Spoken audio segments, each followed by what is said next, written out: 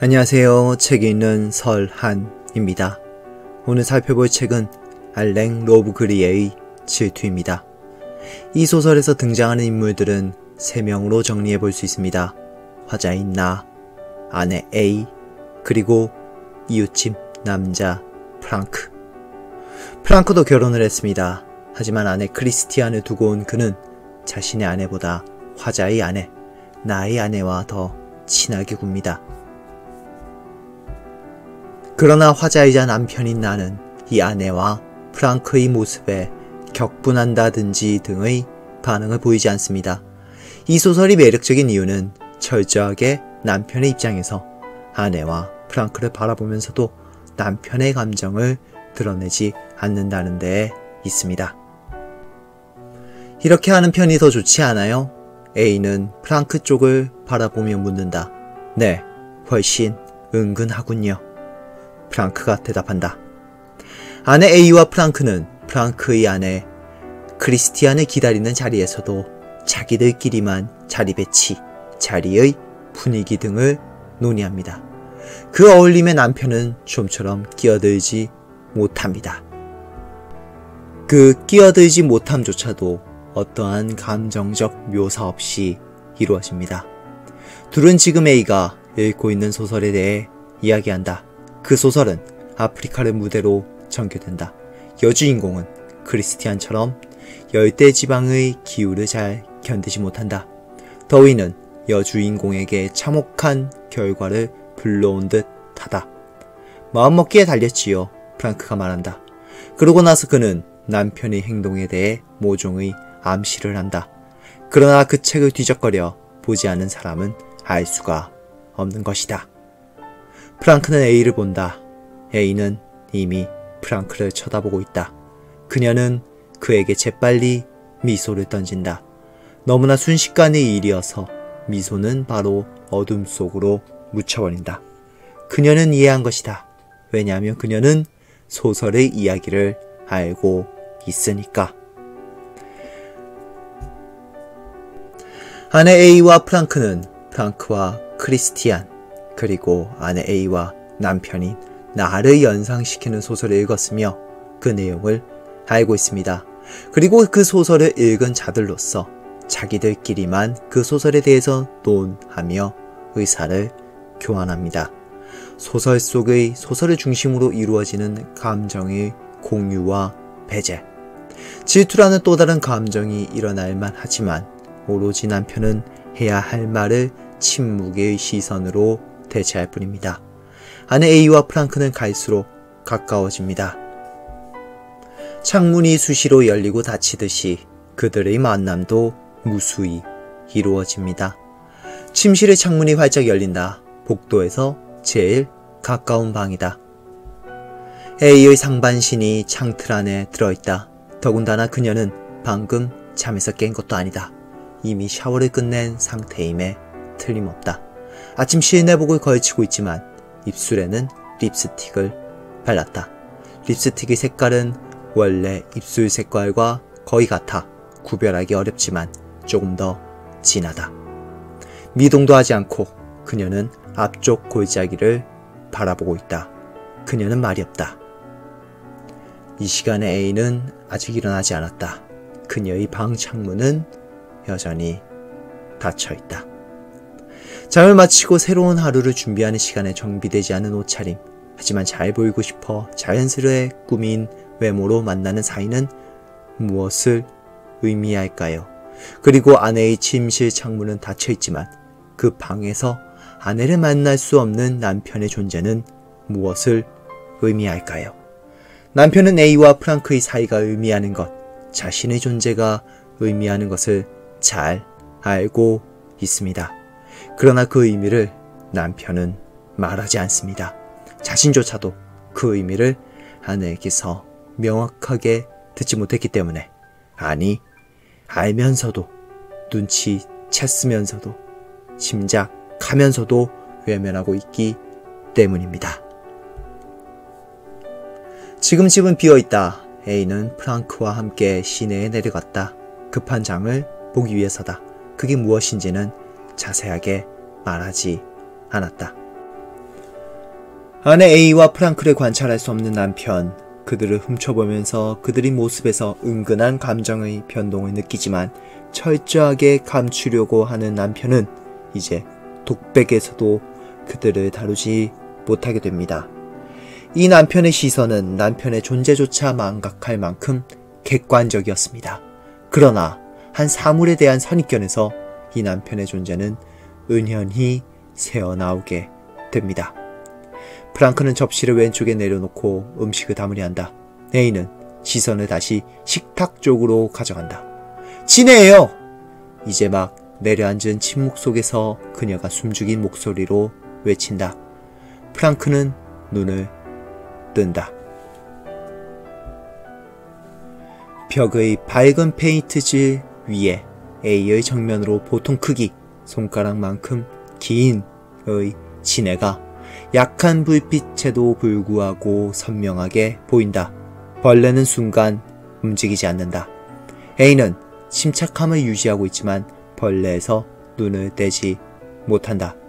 프랑크는 벽에서 냅킨을 떼고는 발로 타일 위에 있는 무엇인가를 주춧돌에 대고 짓이긴다.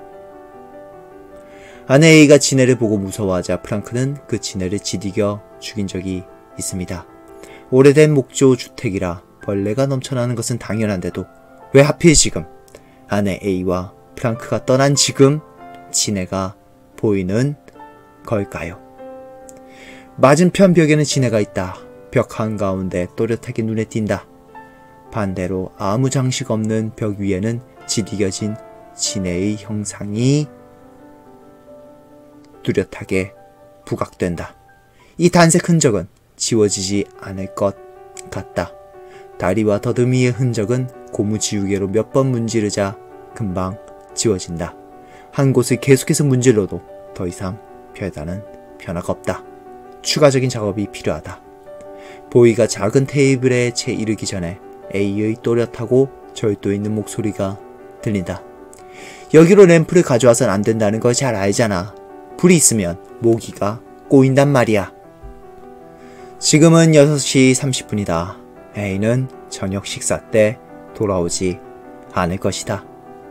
우연히 눈에 띈 지네의 흔적, 아내 A와 프랑크가 있었던 그 흔적을 지우면서 나는 곧 아내의 존재와 부재를 동시에 느낍니다. 하지만 그 노력에도 아내는 돌아오지 않았습니다. 6시 30분 저녁 식사를 할 시간. 이제 그 시간은 영원히 이어집니다. 소설의 끝까지. A는 저녁 식사 때 돌아오지 않을 것이다. 길을 떠나기 전에 프랑크와 함께 시내에서 저녁을 먹을 테니까. 같은 거리에, 그렇지만 수직 방향으로 프랑크와 A가 아페리티프를 마시고 있다. 프랑크는 이 순간 A와 시내로 나들이 갔을 때 일어났던 비슷한 사고를 암시하고 있는 게 틀림없다. 그리 대단치 않은 사고였는데도 그 때문에 두 사람은 꼬박 하룻밤 늦게 농장으로 돌아온 것이다. 아메리티프를 마실 시간이 거의 다 되었다. A는 더 이상 기다리지 않고 보이를 불렀다. 6시 30분이다. 칠흑같은 어둠과 귀가 따갑게 울어대는 귀뚜라미 소리가 지금 정원과 테라스와 집 주위 사방으로 다시 한번 퍼진다. 저녁 시간에 아메리티프를 마시는 그 순간을 보지 못했음에도 불구하고 혼자서 머릿속에서 그 순간을 그려나가는 남편. 아내 A와 프랑크가 어떨지, 어떻게 그들만의 시간을 채워갈지 그 시간에서 소외된 자, 남편은 자신의 6시 30분을 무한히 상상으로 채워갑니다. 아내 A와 프랑크가 어떠한 데이트를 즐길지 끝없이 상상하면서 저녁의 6시 30분과 또 다른 6시 30분, 6시 30분에서 31분으로 넘어가지 못하는 시간이 소설의 끝을 매듭 짓습니다. 알렉 로브 그리에는 누보로망 2차 세계대전 뒤 일어난 새로운 문해운동을 주도했던 대표적인 작가입니다.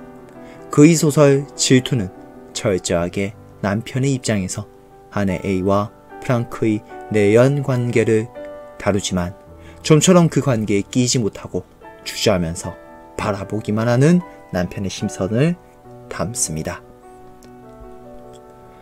그러나 그렇게 담긴 그 시선은 남편의 감정을 반영하지는 못합니다. 그저 지네같이 그리고 무수히 많은 의자와 집에 대한 묘사, A와 프랑크의 대사, 그들을 둘러싼 만물의 형상에서 남편의 시선이 묻어나올 뿐입니다. 그러나 지네같이 A와 프랑크의 곁에 있었던 남편만이 알 수 있는 사물에 대한 기억, 경험이 이 소설의 화자인 남편의 생각을 엿볼 수 있게 해줍니다. 그 흔적과 자국을 지우려고 하면서도 계속해서 지금은 곁에 없는 A와 프랑크가 어떠한 만남을 갖고 있을지 떠올리는 남편의 생각만이 남편의 존재와 아내의 부재를 증명해 줄 뿐입니다. 질투란 무엇일까요? 우리는 사랑하는 사람이 자신의 기대를 충족하지 못할 때, 자신보다 다른 사람과 더 즐겁게 만날 때, 그 시간을 공유할 주체가 자신이 되지 못함을 깨달을 때의 질투를 느낍니다. 그러나 그 질투를 있는 그대로 표출하는 경우는 드뭅니다. 내가 사랑하는 연인에게 차일까봐, 버림받을까봐 두려워서 대부분 감추지요. 그 대신 우리의 눈과 귀, 온갖 감각기관은 그 연인을 향합니다.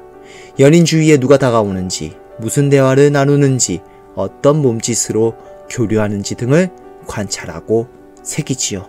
그리고 그것과 관련된 사물들이 떠오르고 발끈하고 반응하며 반응조차 할 수 없을 때 상상하고 공상하고 망상합니다.